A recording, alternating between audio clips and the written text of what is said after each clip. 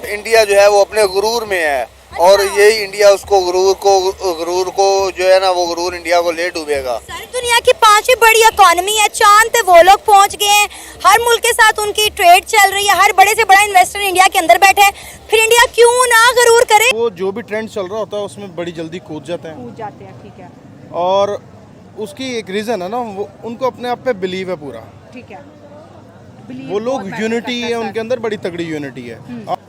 आप इसकी एग्जांपल मैं आपको ये दे सकता हूँ कि आप फॉरेन कंट्रीज़ में, ये पाकिस्तानी भी जाते हैं लोग, दूसरे भी जाते हैं, कोई इंडियन कहीं पे जॉब कर रहा है ना तो उसने कोशिश करनी है कि बाकी इंडियन कोई भी उसके पास आ गया ना उसको कैसे भी करके उसको उस जॉब पे करवाएगा और वहाँ पे बिजनेस सेटअप करवाएगा। लेकिन अगर आप कंपैरिजन की बात करें तो हम लोग बहुत पीछे हैं। हम लोग तो टांगे खींचते हैं अपने, आपके ऑफिस में लोग ऐसे होंगे, आपकी वर्क प्लेस पे ऐसे बंदे होंगे जो कभी भी आपको आगे बढ़ना नहीं। हमारी फील्ड के अंदर ऐसे बहुत से हैं, और अब तो ये पूरी दुनिया को बात पता चल गया ना पाकिस्तानी किस नेचर के हैं। अब दुश्मनी इंडिया और पाकिस्तान की बड़ी छोटी सी लगती है, ऐसे लगता है ये मजाक ही हो गया। वो मुल्क आप देखें कि मोदी साहब जंग हो रही है रशिया और यूक्रेन में, रशिया के भी प्राइम मिनिस्टर से गले मिल रहे हैं और यूक्रेन के भी प्राइम मिनिस्टर से। तो भाई इतनी पावर, ये अमेरिका देख के हैरान होगा कि ये क्या कर रहे हैं। ये वो पॉलिटिक्स को समझते हैं, जियो पॉलिटिक्स यही होती है।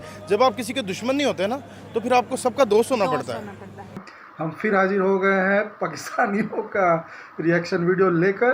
आप देखिए आगे क्या बोलते हैं। ये अभी हाल ही फिलहाल जो ब्रुनेई और सिंगापुर का जो प्रधानमंत्री नरेंद्र मोदी ने दौरा किया है, उससे क्या फ़ायदा इंडिया को हो रहा है, उससे क्या नुकसान पाकिस्तान को ना होते हुए भी हो रहा है, और उनका रोना कैसा है, वो फिर क्या चाहते, आखिर चाहते क्या है, वो उनको भी नहीं समझ में आता। आप प्लीज़ थोड़ा देखिए आगे वीडियो को, और लाइक कीजिए, शेयर कीजिए, सब्सक्राइब कीजिए। आप मध्य प्रदेश से उठें और आप साउथ इंडिया चले जाएं, वहाँ से उठें और आप ईस्ट इंडिया चले जाएं, या आप चल जाएं नॉर्थ इंडिया में, पंजाब में, वो जिससे भी बात करेंगे वो आपको यही बोलेगा मैं इंडियन हूँ।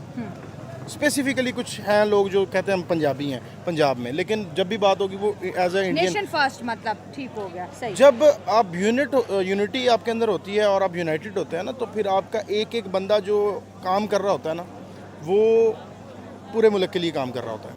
ब्रिटिश गवर्नमेंट ने ईस्ट इंडिया कंपनी से पूरा हिंदुस्तान मुसलमानों से लिया था, पूरा ये मुसलमानों की पूरा हुकूमत थी। मुसलमान। ठीक हो गया। आखिरी मुगल बादशाह बहादुर शाह जफर जो था, ठीक है, वो जो 1857 की वार है उसमें वो हमसे छीना गया है। ठीक तो है। चाहिए था कि ये वापस भी हमें दे के जाते, नहीं तो ये हमें ये थोड़ा सा दे दिया, ठीक है, और बाकी हिंदुस्तान वो हिंदुओं को दीगर को दे दिया। ये सारा नहीं हिंदुस्तान तो हमारा है, हिंदू सिर्फ कश्मीर नहीं। हिंदू ज्यादा रहते हैं या मुसलमान ज्यादा रहते हैं? जिन लोगों की पतलूनी उतारी गई थी वहाँ पर, वो क्यों नहीं दिखाते लोग?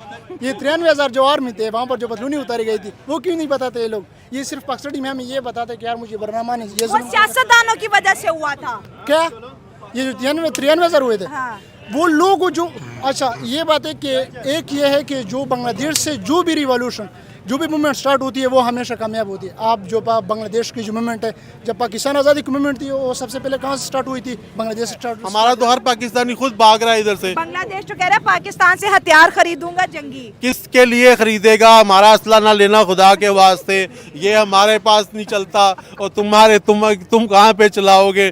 छोड़ो, हमारे के ना हथियार खरीदो, हम हथियार बेच के करेंगे क्या? अगर हथियार हमसे खरीद भी लेगा, हमें क्या मिलेगा?